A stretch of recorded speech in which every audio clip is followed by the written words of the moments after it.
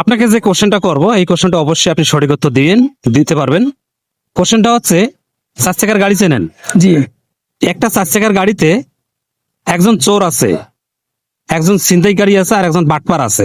আচ্ছা। আপনার কাছে কোশ্চেন, ওই 4 চাকার গাড়ির ড্রাইভার কে ছিল? এটা হচ্ছে পুলিশ। পুলিশ? হ্যাঁ, কিভাবে? আর পুলিশ ওদেরকে ধরছে, এজন্য নিয়ে যাচ্ছে গাড়িতে। কংগ্রাচুলেশন ভাইকে, কংগ্রাচুলেশন।